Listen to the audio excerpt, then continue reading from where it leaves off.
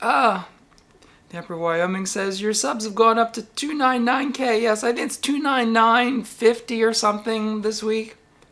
Yeah, it was in the 280s forever. Yeah, I hit a ceiling. I talked about this a few weeks ago.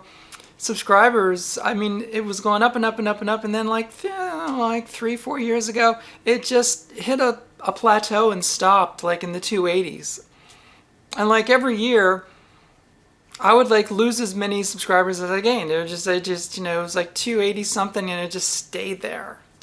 But because I've been doing shorts, I talked about this last week, because I've been doing a short every week, a narrated short, very important, not just a short, but a narrated short every week. This last week, it wasn't about lab stuff, it was about bees, because there was an amazing colony of bees that had broken out in Center City, and I was there, and the beekeepers were there, and I took some shots of it, and I made a little short video about how they wrangle these bees. In Center City, Philadelphia, thousands of bees were massed in a tree in Jefferson Plaza. Apparently, they had broken off from a rooftop hive that the city beekeepers said had become too successful, and they sent out scouts to find a new location, ending up in this tree. Here they were using a transport box as a portable hive with the queen inside to lure the bees. It took hours of gentle scooping and coaxing to get the bees out of the tree and transport them to a new location where they can start their new hive. I was pretty close. I mean, I was within like 10 feet of the hive, and they were all around me and stuff, but they could literally not care less about me. They were just all gaga for the queen that was in the little box. So yeah, but I've been doing these shorts every week, and as a result, I've been for the first time in like 3 years gaining subscribers every month, and yeah, crossed over the unimaginable line of 299,000. And if trends continue, which they tend not to on YouTube, but if trends continue, then sometime this calendar year, the odometer would roll over to 300,000 even. And then I'd probably just nosedive and start losing subscribers again. But so YouTube, they give you stats, and they sent me an email. They started doing this thing where they send you monthly summaries of like how successful you are and how great you're doing and how good your engagement is. So they sent me a little email with a little tile on it.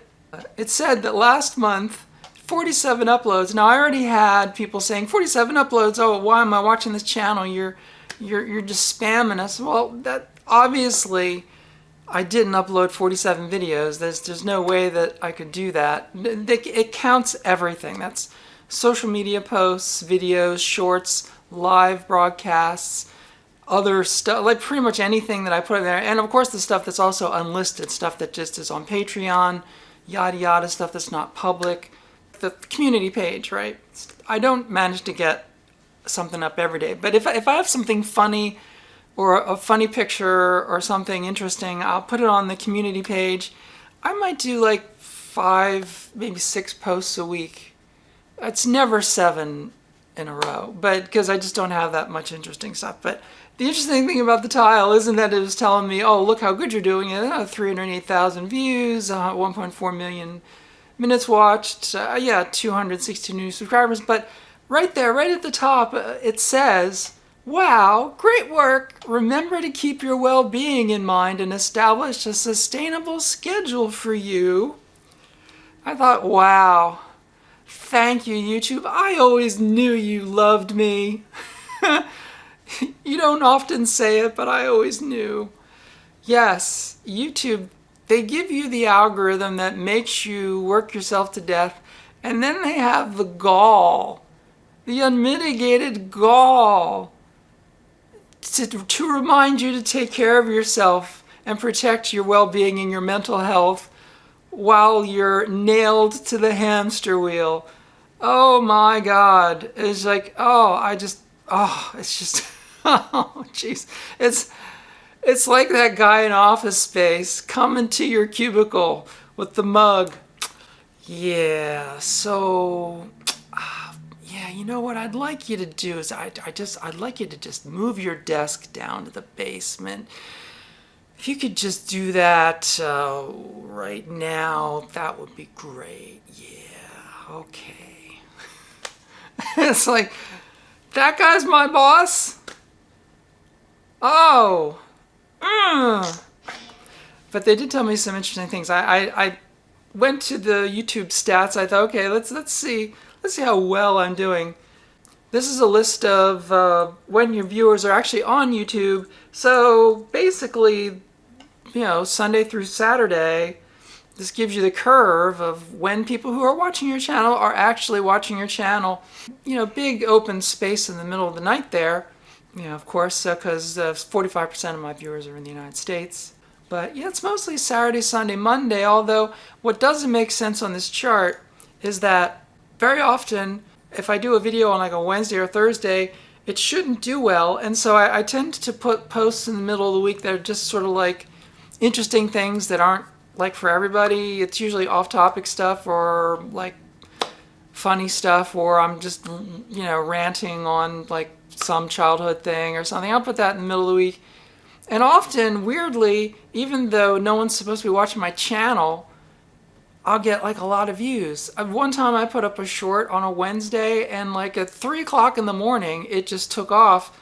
And on the chart, there shouldn't have been anybody, 3 o'clock in the morning, it's not supposed to be anybody watching my channel on a Wednesday. And it's like, why?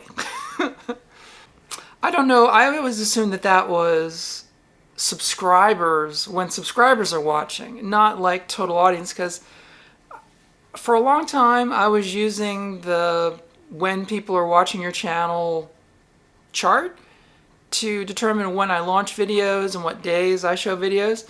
But then, at some point like 6 months ago, I said, well, screw the chart. I'm just going to start randomly uploading things and putting things in the middle of the week and everything.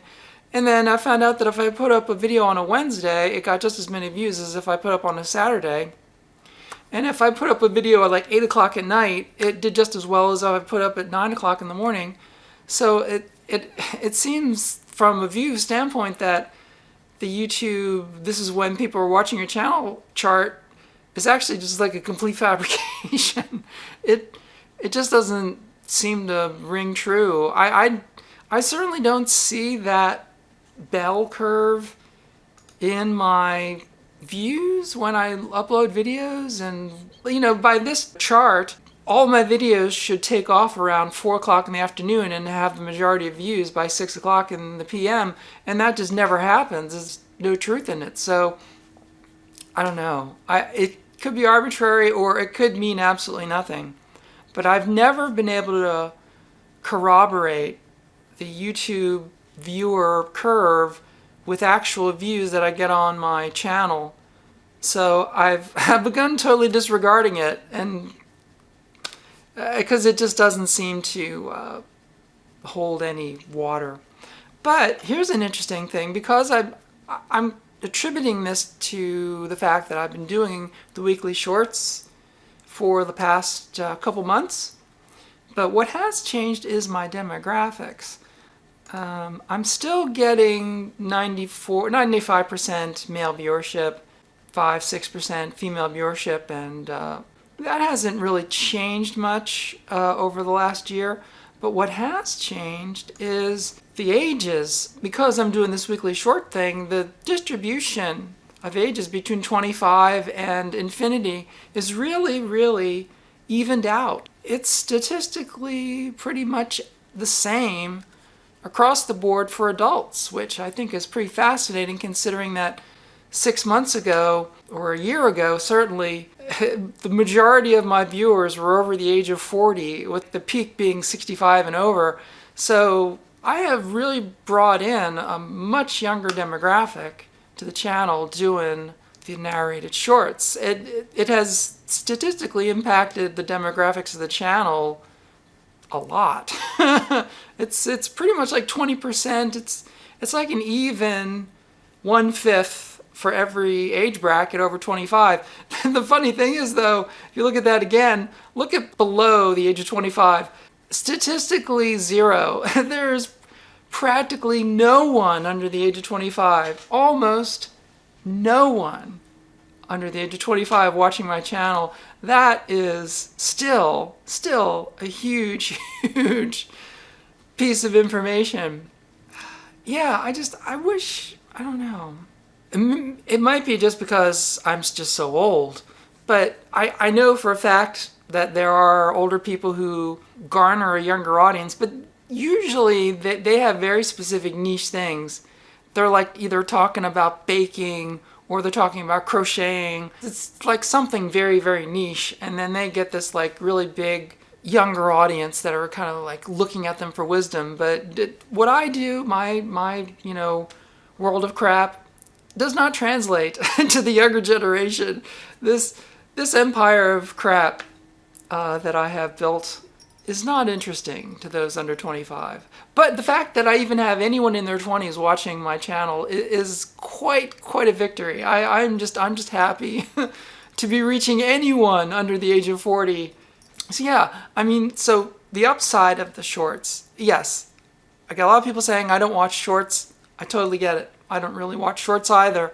But it is a vehicle through which people who are pretty much watching shorts exclusively have been brought to the environment of the YouTubing world. So a lot of the people who have been coming to my channel in recent months, couple months, have come because they've watched one of my narrated videos about an interesting kind of display. And because I'm able to link the whole video or like a whole video about that display with the short, they watch the short, and then some of them at least watch the whole video. And if they watch the whole video, they maybe think, oh, this is interesting, let me see what else this channel has. And maybe they go to my channel page, they'll see that I have the playlist on display technology and my little documentaries about space stuff. And then they go down the old rabbit hole of the insanity of Fran Labs. But yeah, like Carrie says, thanks Carrie, saying that they're interesting. I try to make them interesting. The whole point of doing the weekly short is that I kind of made an agreement with myself that it had to be interesting and fun for me to do. If I wasn't enjoying it, if I wasn't happy with what I was putting together, I wouldn't do it. So at least so far, I've been very pleased with the shorts that I've been making. And certainly there are enough past projects and past videos. I've exceeded 1,600 videos now. So there's plenty in the back catalog going back 15 years for me to make a little short about. So I do not think I will ever run out. Random number commenter who was number 1, you would get more views if you narrated videos using your regular conversational voice rather than the voice stems. Oh, that's 100%, 100.0% untrue. Quite the contrary. The videos where I use my regular conversational voice don't go anywhere. Dead stop. The video that I did on edge-lit displays, 500,000 views. In the 1960s, a new kind of space-age display was produced by several companies in the UK, the US, and Japan to indicate numbers, letters, and symbols with an eerie three-dimensional effect. They were called edge-lit displays, and very simply, a small incandescent bulb was used to illuminate the edge of a small sheet of acrylic, which had been etched with an array of small holes partially drilled through the back side of the sheet. The acrylic acted as a light pipe, refracting and reflecting the light throughout the interior of the plastic, and illuminating the walls of the tiny holes, which from the front would appear to glow while the rest of the acrylic sheet would remain transparent when viewed straight on. Edge-lit displays like these were used for numerical counters and clocks, as well as specialty displays which could be filtered with any color and display any kind of symbol. And very interestingly, edge-lit displays have found a new popularity in the modern age of DIY fabrication. Now, illuminated with LEDs, this unique and cool kind of display is one that you can make for yourself. That's where I work. 500,000 views on that. And that all happened in 2 weeks. Like the first 12 days, 500,000 views. So no, it's absolutely wrong. I don't know why you would think that, but the radio voice combined with the short, that's the secret sauce. If I just put up a short like I did with the Uber robots that were going around. I just put some music to it.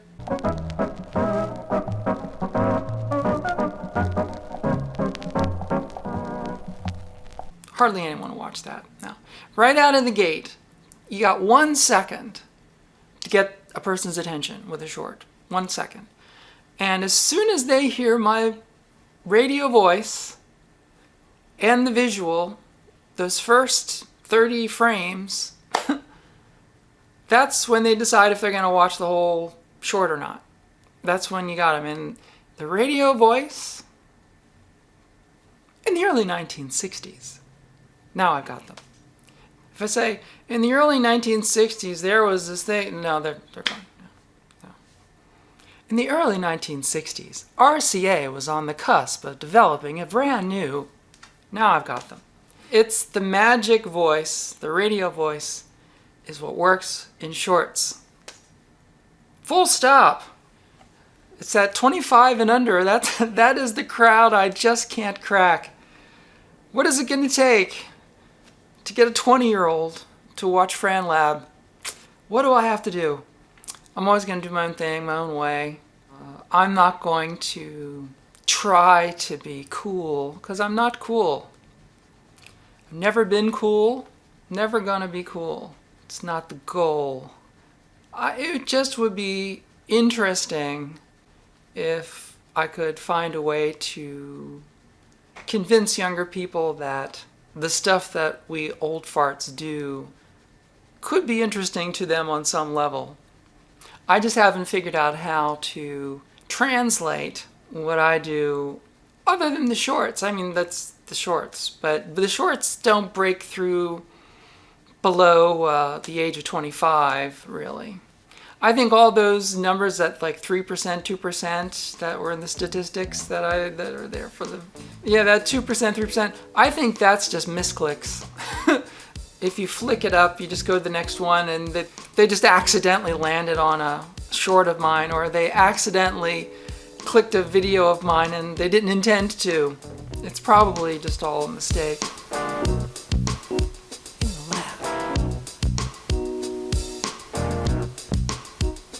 Work in the lab, go berserk in my lab. It's where I work.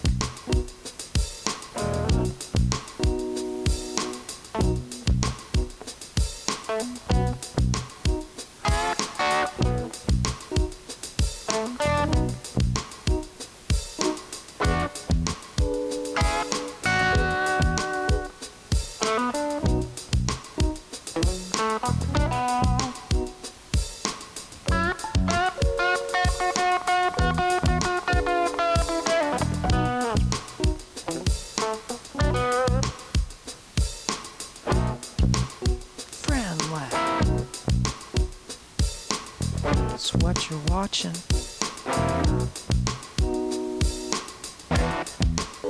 FranLab. That's what I'm doing. Working at the bench again.